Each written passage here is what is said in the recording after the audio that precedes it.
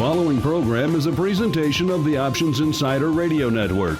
For more programs, visit www.theoptionsinsider.com or search for Options Insider Radio in iTunes.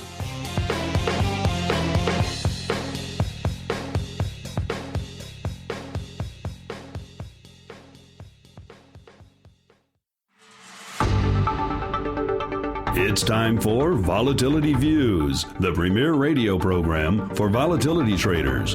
Each week, we'll dive into the world of volatility, how to manage it, profitable strategies, and how to avoid the pitfalls of trading volatility. If it involves volatility, you'll find it on Volatility Views. And now, the Volatility Exchange is proud to present your hosts, Mark Longo and Don Schlesinger.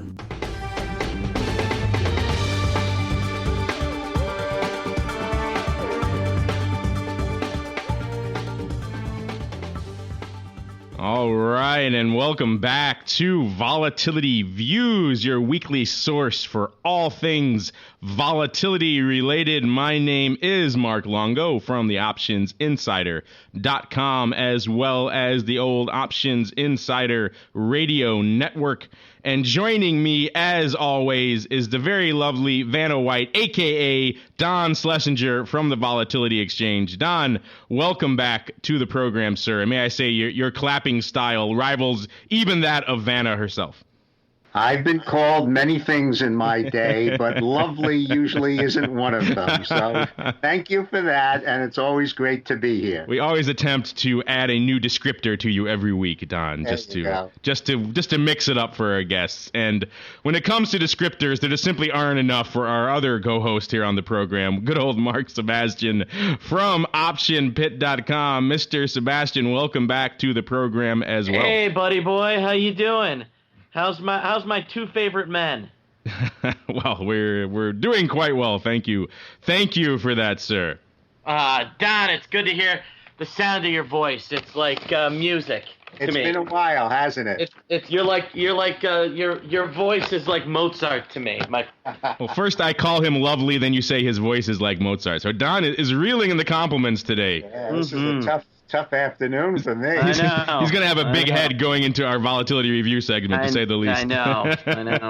All right, and speaking of reviewing volatility, let's dive right into our volatility review. It's time for the Volatility Review. All right, and welcome to the Volatility Review. This is, of course, the portion of the program where we parse the previous week's action from a volatility perspective.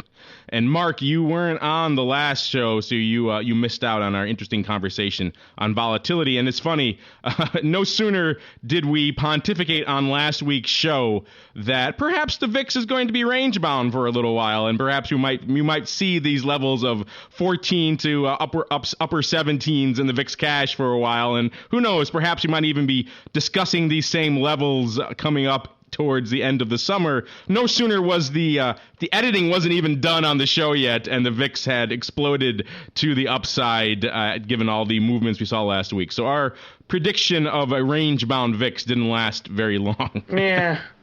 The VIX tends to do that. It's not like it blew up to 40, Mark. It touched 20, you know? That's true. That is true. I still, now we're sitting back at 1880. I don't know. I mean, the vol has been high. VVIX has been moving around, but I don't know, my friend. I'm just not. Are you still fading VIX to the downside here? You're not impressed with this little resurgence? No, not yet. It's interesting though. I'm just what's going on with Europe? What's the story with that? I just don't know. It'll be interesting to kind of see what happens here, is what I'll say. It will be interesting. They did announce that they're tracking the quote unquote VIX of VIX now coming out. It'd be interesting if they actually make that a product, because that would be a great product to trade on the week we just saw, as opposed to perhaps the VIX itself. Yeah. No offense to the SIBO, but they need to come up with something that is not based on VIX for their CFE. I'd love to see him come up with a couple of other contracts beyond just that VIX contract. Maybe they'll come up with a realized volatility contract. Maybe they will. Hey, now. Maybe they will. Maybe not. Who knows? So, yes. I'm going to tell you something interesting, Mark, that you may or may not realize, because there's such a divergence here that it's sort of fun to look at. This VVIX that you mentioned, and then you say, the volatility of volatility is high. Again, this is based on implied vol on the options, yeah. So you're looking at the implied volatility of options on the VIX and using that as a surrogate for the actual volatility of volatility. And when you take a look which is wrong, right? Yeah, it's not that it's wrong. I mean, it's the way they do it. So you're depicting the way they do it. But the thing that's rather interesting is I pulled up a chart on our website. I started with NASDAQ, but since we're talking about VIX, I switched over to SPX.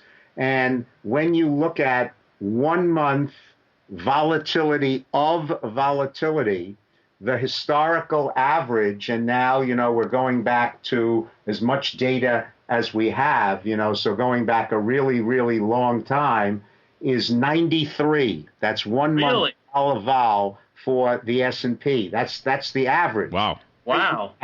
Right now it's 73.4. Well, and what's interesting though, where the options are trading over 100. Oh yeah, for sure. And that's VIX option volatility is heavily overpriced. And now I'm going to tell you something that's absolutely stunning, because I looked twice at this to make sure I had my glasses on. Whoa, Don, give me a second. I need to sit down before you do this. 1 year. 1 year vol, which of course we all know is much more stable and is going to be a lower number regardless. The yearly 1 year vol has averaged 8.9 over the last 20 years. And do you know what the last year vol is? What? 2.25. Oh, my science. 2.25. I am glad I sat down. That almost doesn't seem possible. I would have hit my head on the way down to the floor if I wasn't already sitting. So, thank you for the heads up. Holy bananas. You've just got this regime of volatility not really going anywhere that has been present for some time longer than people really realize. And when you look at the cones, when you look at the averages, everything is considerably lower. So as you say, VIX going from 17 up to 20 and then turning right back down to 17 and now back up again today in the 18s. It really is not the major story. No, and what the crazy thing is, Don, is how expensive options are in the VIX itself. I don't know how you can justify buying with VIX futures already trading at a premium. All right, the May's trading, I think, close to 22 right now. How do you justify paying 120% implied volatility for a VIX call? How? Have only 3 words for you, Mark. And I know what they are. Sold to you. To you. We need to, what, Mark? We need to get a professional drop that Don can just press a button and it just says "sold to you." Well, we have the soundboard here now, so we could add that in. I think it needs to be added. It's really very important what you've just said, because it's interesting, and I don't look at the VIX options all that frequently, but you've brought up a very interesting point. Normally speaking, we know that regular index options trade with implied volatilities at a premium to realized. We know that premium varies, but that historically it's 3 to 4 percentage points higher, and that if realized is about 16, we'll see options at about 20, which is 4 over 16 or a 25% premium. But, you've brought up something very interesting. I've just told you that the vol of vol is 73 for the past month on SPX, and you're telling me that the options are trading at 120. That's one hell of a premium beyond the 25% or 4 percentage points that we've just talked about. That's about 65% higher than what the real vol is. I know. It is nuts. Between us, the VIX options are, in a spread, appear to be the sale of the year right now. You could theoretically there are so many good theoretical arbitrages against VIX options right now that I don't know what manager is able to sell a major fund on buying call options at VIX. If you're looking to hedge volatility, you are much better off using SPX options or VIX futures than the VIX options right now. VIX options are nuts. Of course, we'll always throw in the one caveat, which makes it so very difficult to trade these products, and you certainly do it a great deal more than I, and that is, we look at these numbers and then we take a look at the settlement process for VIX, and we mustn't lose sight of the fact that we're not settling to what the realized volatility is. There's no forcing convergence mechanism here. So, they can settle VIX and their forecast of, future levels of implied volatility anywhere they want. So when we come along a month from now trying to claim our bounty for these overpriced options, the settlement process has to be kept in mind. Yes, there is that wild card lurking in the background there. But speaking of volatility action over the past week, NASDAQ has certainly been a fruitful land from a vol perspective as well, particularly since the major component over in the NASDAQ, Apple, has been on quite the wild ride over the past few sessions. Actually, we're seeing some red tape in Apple for the first time in a while. So it can move down. In fact, as we're recording this, most of the major indices are down about 0.5%, but NASDAQ is down about 1% to 3,026, and good old Apple is down about 2%, or 13 handles to about 609.5. So that's got to be on the Google News. It totally is on the Google News. Google's just clipping the wings of the market today, as no one apparently likes that split.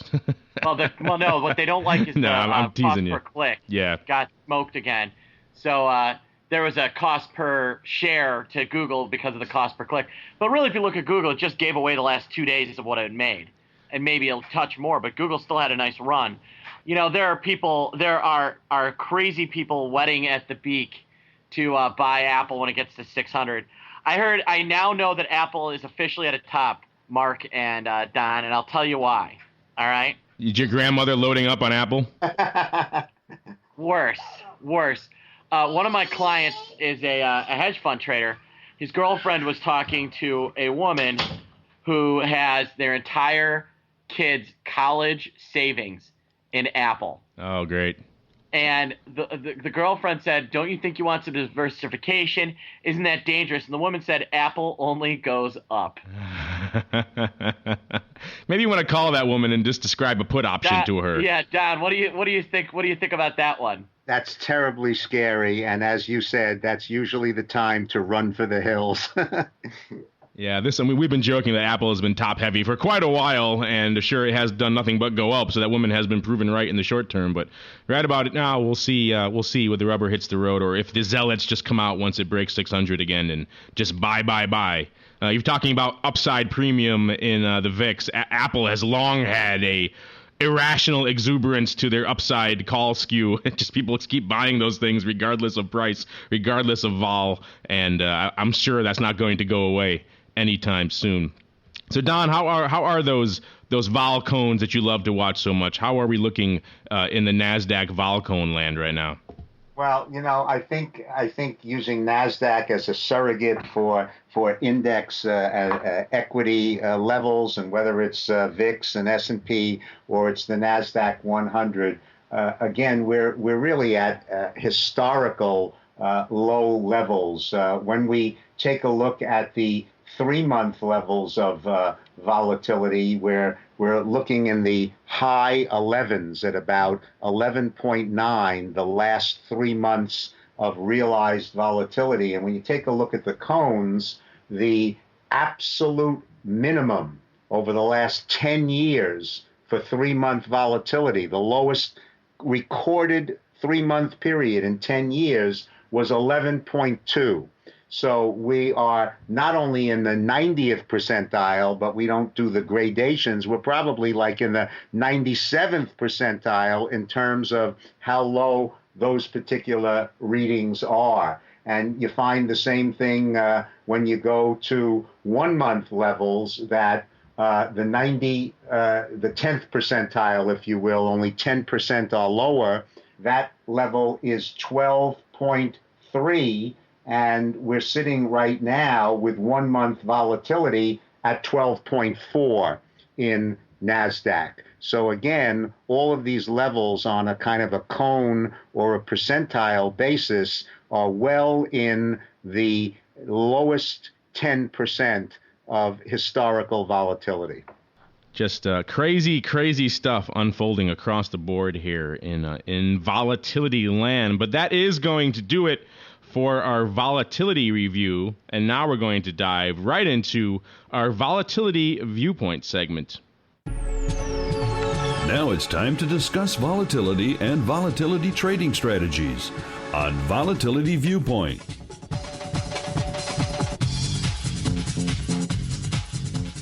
All right, and welcome back to the Volatility Viewpoint. This is, of course, the portion of the show where Don and I welcome some intriguing guests from the world of volatility trading and volatility research.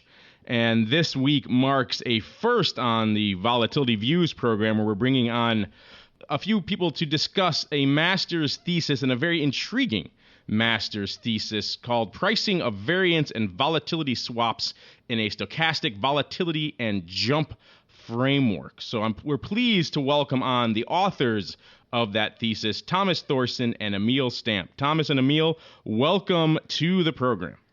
Thank you, Don, and thank you, Mark, for having us. We're really looking forward to this. Yeah, this should be pretty fun. I know Don and I have had a chance to review your thesis, and it is I had over breakfast this morning. We should let our listeners know this is about 100+ page thesis. So Don and I have done our cursory overview, but rather than have us ham-fistedly sum it up, why don't we have the two authors here give our listeners a quick overview of the main points and the main contentions of your thesis. Okay, so if we could just briefly sum it up. So what we actually did was that we looked into these OTC products, namely the Variance and the Volatility Swaps. And since these are OTC products, I mean, the prices of these products are not listed anywhere. So it all comes down to kind of what kind of model you choose to estimate the price of these products. And therefore, we found it very interesting to go in and look at the various models available in the literature and try to price these financial derivatives, and actually see what kind of differences arises when we try to process it or price the products based on the various models. And I guess that was just summing it up really quickly, because we really think that this is really interesting products, especially looking at the aftermath of the last decade with the financial crisis. It's become really apparent to be able to accurately price these products, namely because the models that we use are highly dependent on the market environment that we are looking at. Now, is that what brought you to this, I suppose, relatively obscure area of research, OTC pricing models for variance and vol swaps? Was it because the 08-09 meltdown really focused your attention on this area, or what was it that attracted you to do your thesis on this subject matter? Yeah, I think the financial crisis and the financial meltdown in general has been on all finance students' minds. I mean, ever since. And these volatility products, which allows the investor really to hedge themselves, right? Because what we often see in volatility products is that they are negatively correlated, and most of the time they are highly negatively correlated with the index itself. So of course this gave birth to the first reason for going into this thesis. Also because of the increasing complexity in the financial markets and with more complex financial derivatives coming up. I mean, these are definitely some of the high importance and highly traded derivatives we see in the market. So I have a question, having tried to follow your research and also the conclusions, and I think the next step will be for you to go into a little bit more detail and talk about the various models and the various different pricings that you came up with, and then your actual study of what realized volatility or variance was after the fact in order to compare the accuracy of the different models.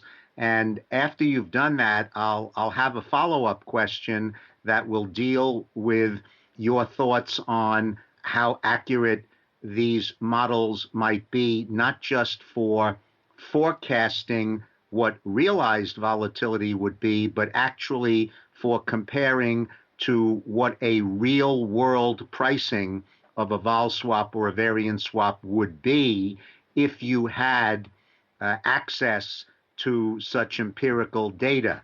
Because we know sometimes that how the market prices something and what a prediction of future realized volatility will be are not always the same thing. So why don't you start by summarizing the different models and approaches that you used and how you found those to differ and which were the most reliable or accurate in forecasting realized volatility? Yeah, sure, Don. We can start there.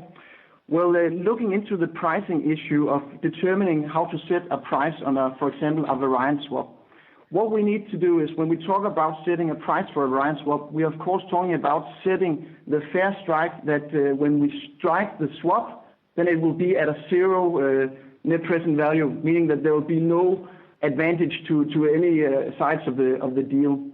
So what you did a couple of years back was that when you wanted to price a product, you looked into a replication scheme, meaning that you looked at the products being traded on the market, such as options.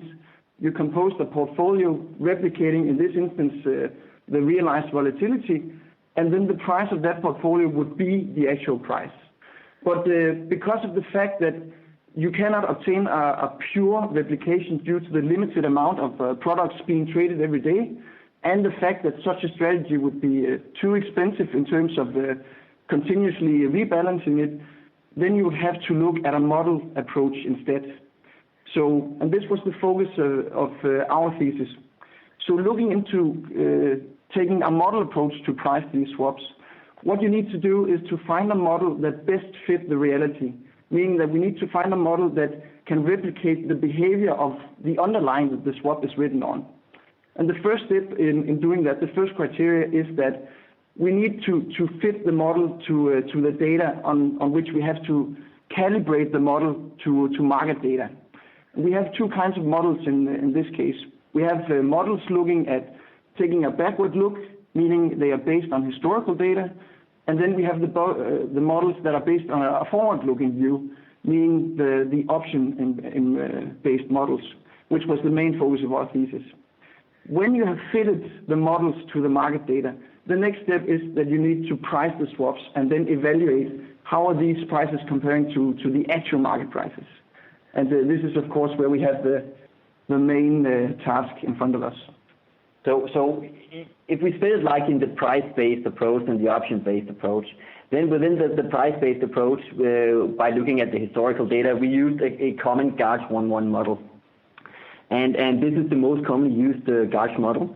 And as it also turned out, and what is also backed up by several other authors out there, is that the model is kind of static, you could say. It has to some extent a bit difficulties in capturing the full dynamics of the market and whenever it moves. But if we instead turn to the option-based model, we took the starting point in the well-known Black-Scholes model, and from there we built on to more more comprehensive model, starting first by introducing jumps in the merchant jump diffusion model, and also going into the famous Heston model, which includes stochastic volatility. And by both combining the jump model and the stochastic volatility model, we'll get a stochastic volatility model with jumps.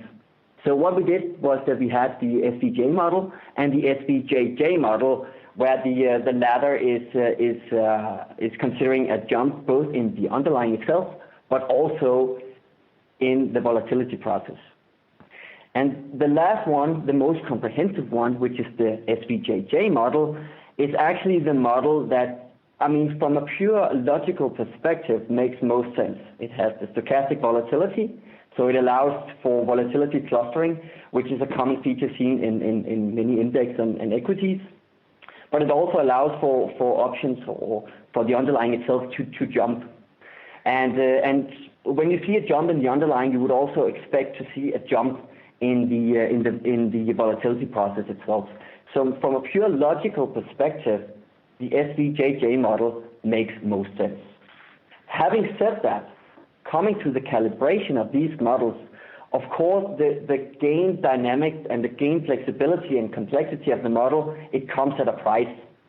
The price being that the computation can become quite a mess, and it takes quite a long time to calibrate these models to what we actually see in the market data.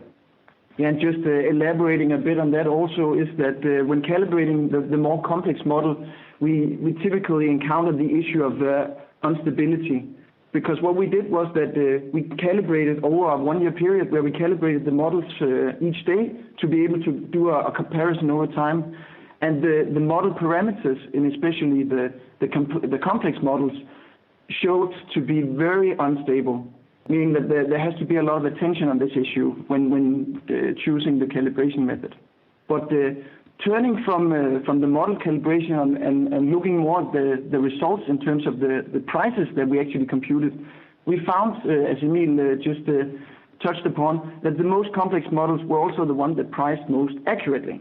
And we looked on comparisons to data on Bloomberg, market quotes from Bloomberg, and also the well-known VIX index, which is actually a plain discretization of variance swap rates, also written on the S&P 500, of course. When returning to your question, Don, in terms of comparing our prices to realized volatility, what we actually found was that the models had a difficulty of predicting realized volatility. We actually found that what is known as the variance risk premium, meaning the difference between the realized volatility and the variance swap rate, was on average negative, meaning that if you take a long position in a variance swap, you would actually lose money on average. But this is also due to the inherent properties of a variance swap, that you have, as a going long in a position, you would have unlimited upsides, because, of course, volatility can explode to levels never seen before. But on the other side, you're limited against your loss, because volatility can only reach 0 and then no further. That means that when we looked at over the time period of 1 year, we saw that a return distribution, a profit-loss distribution of taking a long position in these, was that on average you would realize a loss, but there was a massive tail situated at the far end where you could actually realize huge profits, namely because of this unlimited upside. Now, didn't you also find that there was a difference in the efficacy of the models across the duration of the contract? So some models performed much better in a short-term environment, where others performed much better on a longer-term environment? Yes, that's completely right, Mark. The model and their flexibility is highly dependent on the maturity of which the contract is written on. And what we investigated in the thesis was mainly swaps written on 1 month, 3 months, and 6 months. So you can say that the swaps are still all, none of them were on long maturities, but there were huge differences in which models were actually able to price the long and the short swaps. So now this is the crux of the matter and the question that I was alluding to. I'd also like to just summarize briefly what you've said, and then I'll have my follow-up question. So the models that you used had different efficiencies and efficacies, and some were better than others, and some were better over different time periods or tenors than others. But all of them tended to price a variance swap or a volatility swap at levels that were considerably higher than a historical GARCH-based model would predict.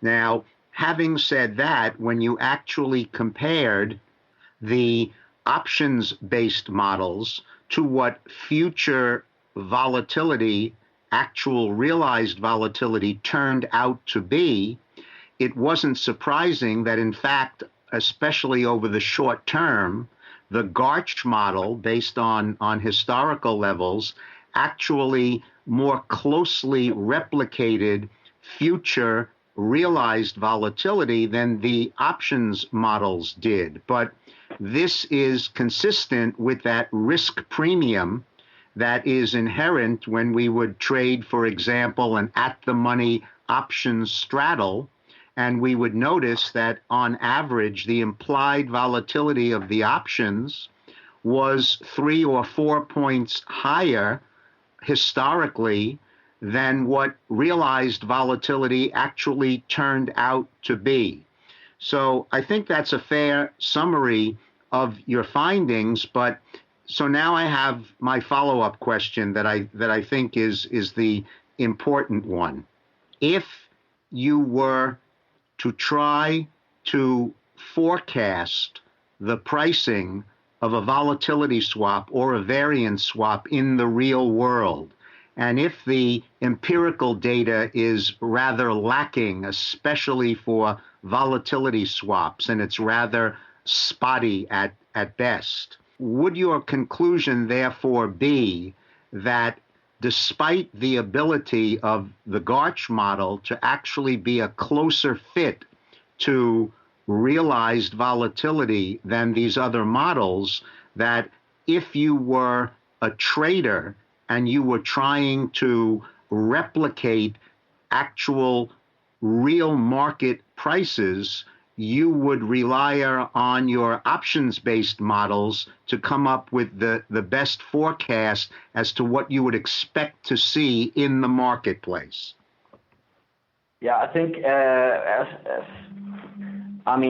if you look at which model actually closely in this time period we investigated over these 252 trading days, it's clearly that, as you also mentioned, Don, that the GARCH model does indeed, come closest to what you see in the realized volatility or the realized variance.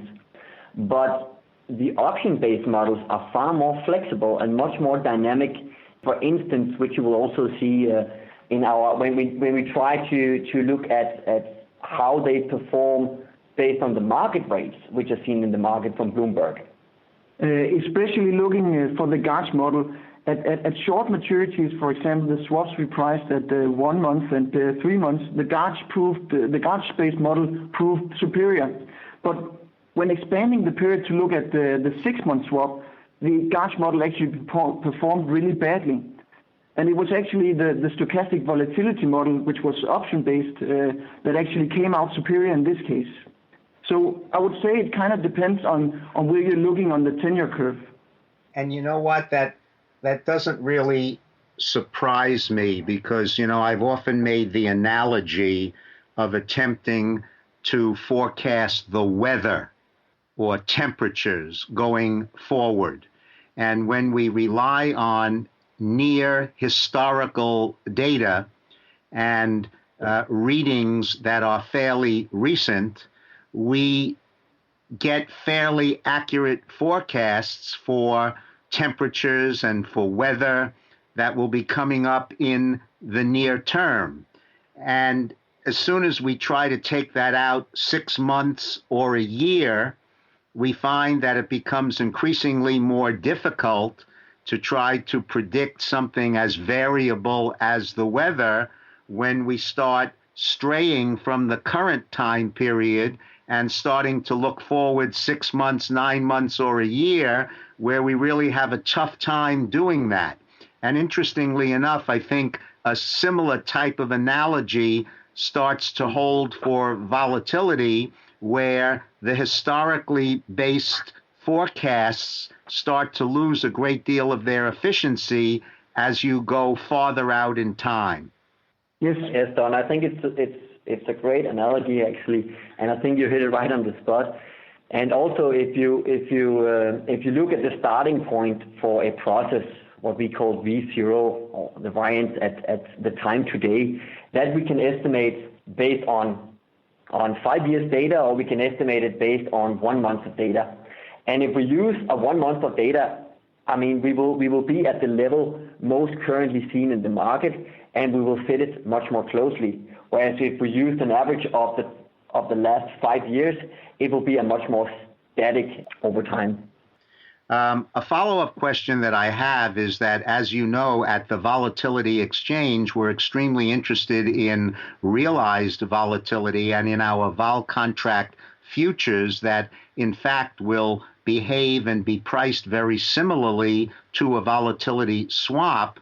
And since we don't have any empirical data for these contracts, especially on equity that we're about to launch on the NASDAQ 100, we're very interested, in order to do some studies and to do some spreadsheets and efficiency of these contracts, perhaps to hedge an options book or a portfolio, in being able to come up with reliable pricings based on where we think the most accurate market levels would be. And of course, if you try to do that going backward in time, you run into the problem that the instruments didn't trade. We don't have reliable data to look up what volatility swaps might have been trading at.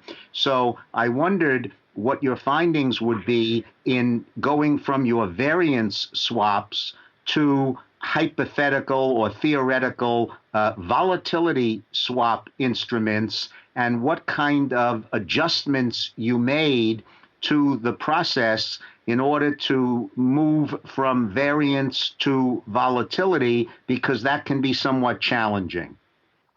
I mean, basically, when we have estimated these stochastic models, the parameter sets will of course, be fixed. We of course could change the maturity of the options on which we calibrate if we want to price any derivatives going for longer maturity. But once we have this parameter set in place, as we have also done in our thesis, we can easily price other instruments by simply just using, for instance, Monte Carlo simulation to price these other products. As goes for the adjustments when we go into the world of volatility instead of variance, it is a bit more tedious.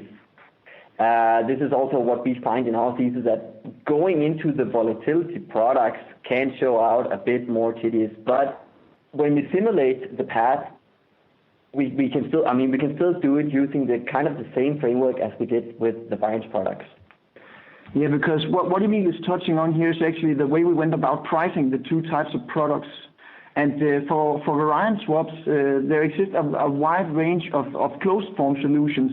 So you can easily just plug in, you have the parameters, you have the tenure of the contract, plug those in, and you get a price.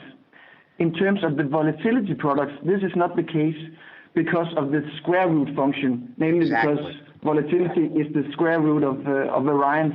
Right. So there are actually two ways of going about this. Either you can estimate your GARCH model in this case, and then Monte Carlo simulate it forward to get an estimate, or you can actually go from the closed form, the variance swap prices, and then do an adjustment for the difference in convexity, it's called. Right. And we also looked at the convexity patterns when looking at these products, and the convexity error, as it's called, can be quite high. So you have to take a lot of care when going from priced variance swaps and then projecting that onto volatility swap contracts instead.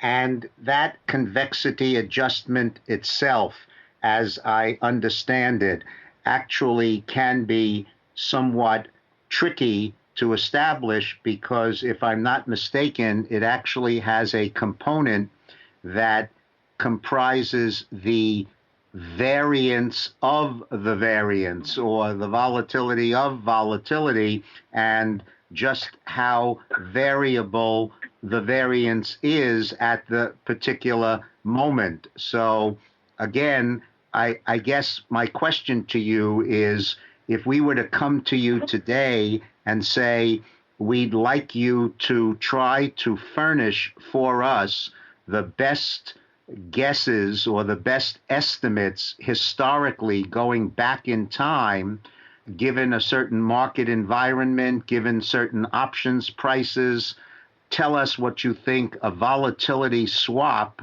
and therefore the equivalent of a vol contract, would have been trading at. What would be your approach today if we said, we'd like you to furnish such prices? Would you rely more on trying to do the convexity adjustment to your variance swap pricings? Would you rely more on Monte Carlo simulation? If you were actually hired or contracted to do this, what would be your best approach? That's a really good question, Don. Looking at the results we got, we definitely found out that the GARCH-based historical model would actually mimic realized volatility in the best way, and especially looking at the 1 month and the 3 month contracts. When you move too far on the 10-year curve, then problem starts arising. But looking at the short-term, low tenure volatility swaps, a GARCH-based approach, meaning that you would do a calibration of the GARCH model based on historical data, and then applying Monte Carlo simulation to establish the volatility swap rate. That is what we find is the best result. But now if we look at the convexity era, it seems to be highly model dependent, and sometimes seems also to be very unstable. So this is why Monte Carlo, even though it's not an efficient way of getting the correct price, but Monte Carlo will most of the time ensure proper pricing. So now let me put you on the spot. And if you say, well, we really haven't given a lot of thought to this because we're not traders, I would certainly understand that. So please don't think that I'm really expecting you to have the answer or know the answer, but I'm going to throw it out there anyway. That price that you would find that you just mentioned might indeed be the best fit in terms of an actual prediction of where realized volatility will be going. But suppose you were a market maker. Suppose you were actually putting up markets on a listed exchange and actually pricing this piece of merchandise, pricing this commodity called a vol contract futures or a volatility swap. Would I be correct in saying that you would really not be offering these instruments at that GARCH price or at that best prediction price, but in fact you would be factoring in the kind of risk premium that we've been speaking about? And if so, how would you go about generating these markets and these prices, not so much as a prediction of realized volatility, but where the marketplace would price these? Well, looking at the models that we have, I can see your point saying that if we chose the GARCH model, we would mimic realized volatility in the most accurate way. But as a market maker offering these products, standing on the other side of the trade, this would definitely not be the case. Then we would be relying on the option-based models instead, right, especially looking at the more complex models, because these would offer the premium that a market maker should get for offering these kinds of products. Yeah, and taking on the more risk there is, because you have the lower bound at 0, and you would have the unlimited level for the long position. This should definitely mimic this risk premium. So you would definitely set it higher than the estimate you get through the GARCH model, I would say. Don, always trying to hold our academic guests' feet to the practical fire, as it were. What I'm interested in is whether or not their research has taken them to the point where if they were actually asked to try to come up with such pricings that they've either actually done it in their research or they have identified a methodology that would be able to do it. In our research done, no, we have not. Fair enough. That's fair enough. That's the next step that they're going to get paid many millions of dollars for. Well, next thesis. Yeah, exactly. Applications. Exactly. Next time we do it. Applications in the real world. Well, Thomas and Emil, we want to thank you for coming on. And maybe before you go, one last question for you. One of the interesting things I found about your study was that you came in and applied a jump framework to many products that are typically analyzed in what you might think of as a more continuous style of framework in an attempt to be more reflective of what actually occurs in the marketplace. Market prices tend to gap around. They don't move smoothly and continuously through some particular curve. And one of the things I thought was very interesting from your findings was that style of jump framework, the jump diffusion, if you will, was actually most successful in fitting the VIX, the standard listed volatility product that was designed with a continuous framework in mind. I thought that was very surprising to me. Did that surprise both of you as well? Yes, we thought actually the exact same thing. We also had a long discussion about that with our supervisor. Because the VIX, as you said, is a continuous path, and I mean, why should the jump models actually fit this better? But I guess that's just bringing a theoretical construction of an index together with real life. That's funny. So you thought your results were actually broken, and the study was broken. This can't be right. We had a few splits for a couple of days. Well, we want to thank you both for coming on the show. And before you go, is there any other upcoming research or any upcoming projects you want to let our listeners know about? Perhaps a little tease. Well, we're not looking into it at the moment, but who knows? Maybe at some point we want to take our thesis to the next level. Maybe make it a bit more real life applicable. Perhaps when we cross the pension age, we'll look into it again. Well, thank you both for coming on the show. It was a very interesting discussion. Thank you for having us. It was a pleasure. Thanks. All right, and that's going to do it for our Volatility Viewpoint segment. And now we're going to dive right into our Crystal Ball segment. And now we take a look at the crystal ball.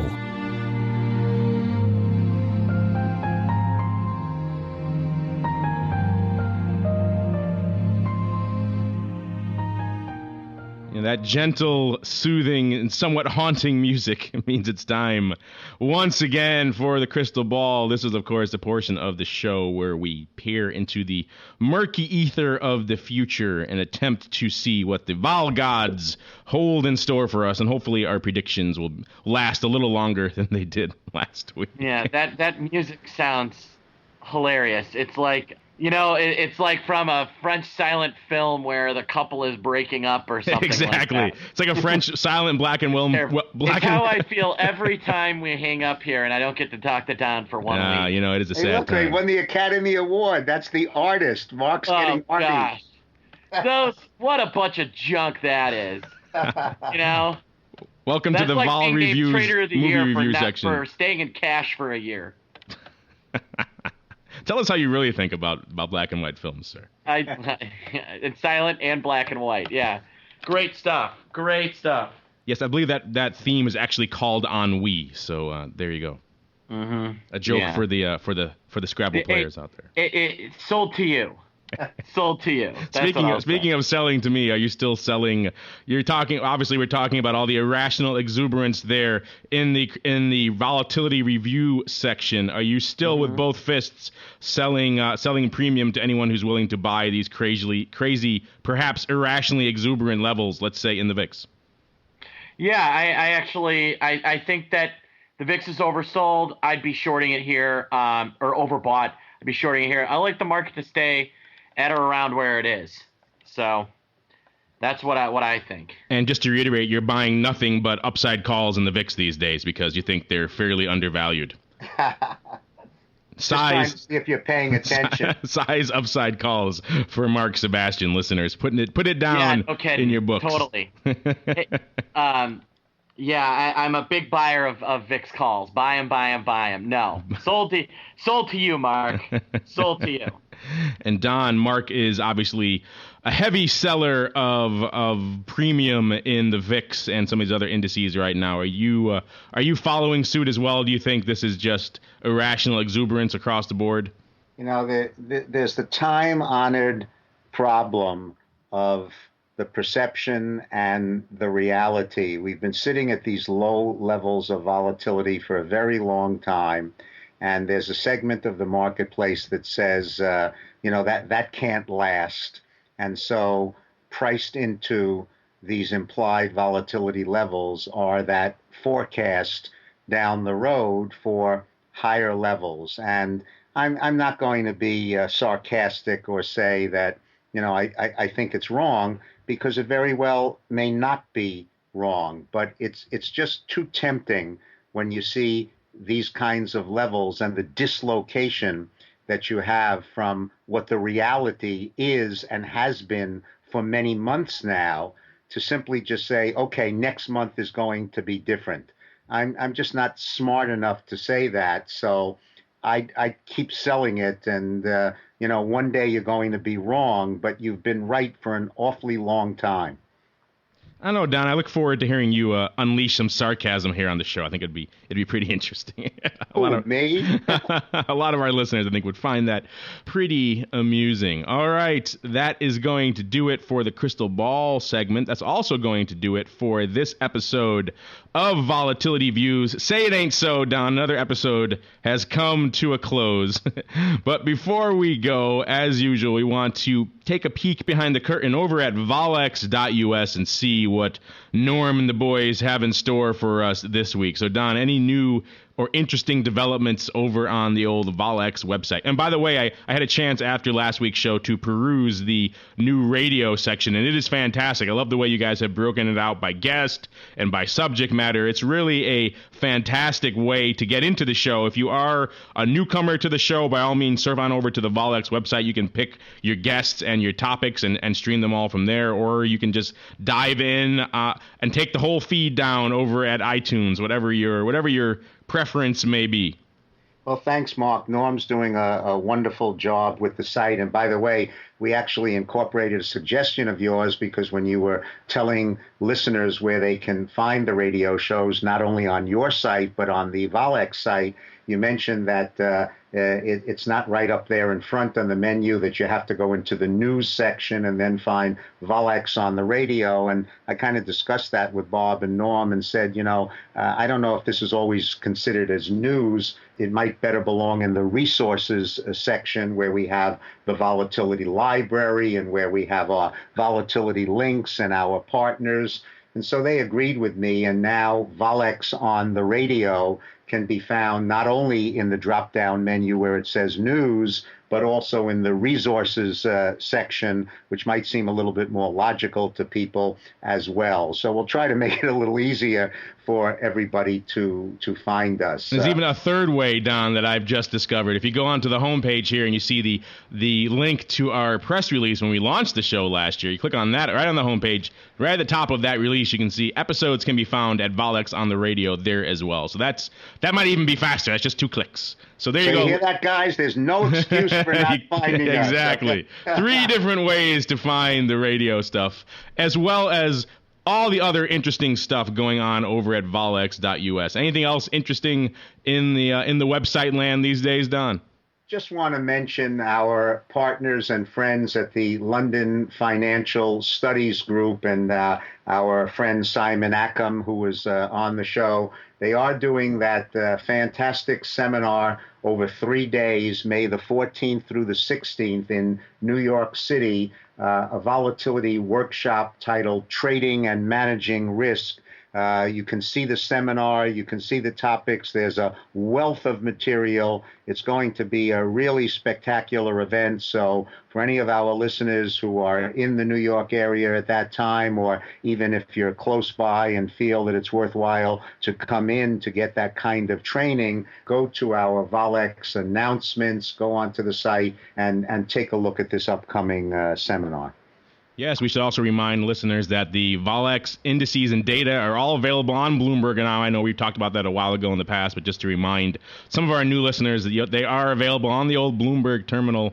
And I'm noticing here on the website, I just noticed for the first time, you can also get the VolX indices on your handheld, on the mobile version of the website. So a lot of fun things going on over at volx.us. No, we need next, Don, is we need the VolX mobile app for the iPhone and Android and things like that. And I mean, we could reach even more people via their handset. Speaking of which, speaking of mobile apps, if you are one of those people who likes to listen on the go, of course, a lot of you subscribe via iTunes, and you can get the shows that way or via a number of other feeds we have available. We've also added Stitcher to that list per request of many of you out there. So now you can not only stream our programs via Stitcher.com, but also via their very popular mobile apps, both for iPhone and for Android. So you can download the Stitcher mobile app and you can listen to Don and I on the go wherever you are, anytime, day or night. That may be, depending on your point of view, a fun and or terrifying prospect. I don't know.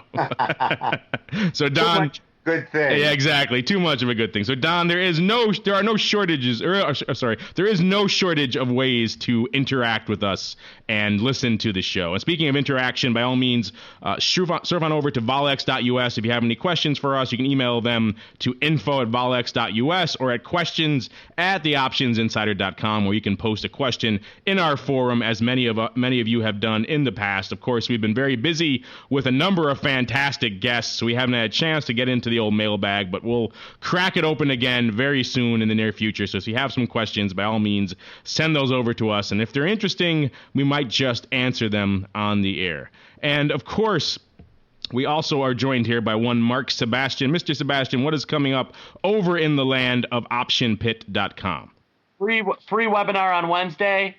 Trading weekly options. Go to optionpit.com/events to register. If you're an Option Insider Radio subscriber, pay attention to the little ad we have in the newsletter this week. There's a special offer from me and Mark for my introductions to my silver course, my synthetics course on options. So make sure you check that out. All right. Thank you for that, Mark. And of course, if you are a subscriber to our newsletter, you can find that promo, that discount on Mark's silver course. Just click on that link and you'll get a very handsome discount, if I do say so myself, on that introductory silver course. And that is going to do it for this episode of Volatility Views. We, of course, want to thank our guests, Thomas Thorsen and Emil Stamp, for joining us on the program today to discuss their very interesting thesis. And I also want to thank all of you out there for downloading and streaming and subscribing to the program and making it such a success. And we'll see you next week right here on Volatility Views. Thank you for listening to Volatility Views. Join us next week as we keep our listeners on the cutting edge of finance and risk management with lively topics relating to volatility. Volatility Views is brought to you by the Volatility Exchange. If you'd like to learn more about vol contracts, please visit www.volx.us. If you'd like to submit a question for the hosts, then surf over to www.theoptionsinsider.com/forum and post your question in the Volatility Views forum. Questions can also be submitted via email at questions@theoptionsinsider.com or via Twitter at twitter.com/options and twitter.com/volx_info. Facebook users can submit their feedback via the Options Insider and Volatility Exchange Facebook pages. Voicemails are also welcome at 312-544-9356. Thanks again for listening, and we'll see you next time on Volatility Views. The views expressed on this program are not intended as investment advice and do not constitute an offer to sell or a solicitation of an offer to buy any securities or other financial instruments and may not be relied upon in connection with the purchase or sale of any security or other financial instrument. The opinions presented on this program represent those of the speakers and do not reflect the views of either the Options Insider Incorporated or the Volx Group Corporation. The preceding program was a presentation of the Options Insider Radio Network. For more programs, visit www.theoptionsinsider.com/radio or search for Options Insider Radio in iTunes.